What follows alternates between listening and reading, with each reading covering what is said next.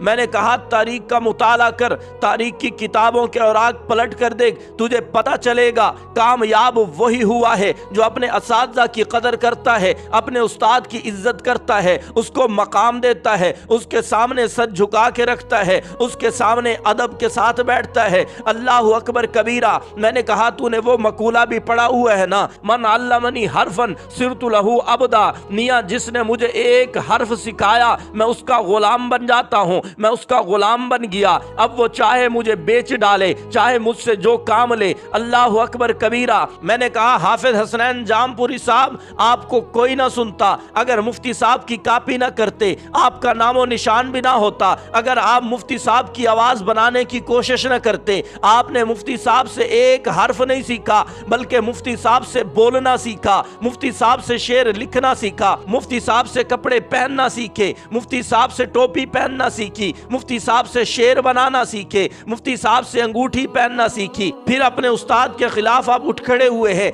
यकीन जानिए, बज़ाहिर आपको लग रहा है आपका नाम बढ़ रहा है, लोगों के दिलों में आपकी नफरत फैलाई जा रही है, लोगों के दिलों में आपकी नफरत है। हमारे उस्ताद जी थे अल्लाह अकबर कबीरा, वो फरमाया करते थे मियाँ अगर मेरे खिलाफ कोई मेरा शागिर्द खड़ा हुआ ना तो मैं कह दूंगा मियाँ मुझसे लिया हुआ इल्म वापस कर, फिर मेरे मुकाबले में आ, फिर मेरे सामने आ, फिर मेरे मुखालिफिन के सब में खड़ा हो। मैंने कहा हाफिज साहब, मुफ्ती साहब का मुखालिफ बनने के लिए पहले मुफ्ती साहब की आवाज वापस कर, अंदाज वापस कर, कपड़े वापस कर, फिर जाके मुफ्ती साहब की मुखालफत कर, मुफ्ती साहब के खिलाफ अशार पढ़। हमारे पास एक साथी पढ़ते हैं जिनका नाम हाफिज अतीकुर रहमान कक्कर साहब है। कक्कर साहब भी बहुत बड़े नात खां हैं, जिनका यूट्यूब चैनल भी है। वो दोस्त है हाफिज हसनैन मुआविया के। जब वो मुझे उसके किस्से सुनाते थे मैं यही कहता था इसको कहो कि अपनी जुबान को संभाले, मुफ्ती साहब इसके उस्ताद हैं, इनके खिलाफ न बोले,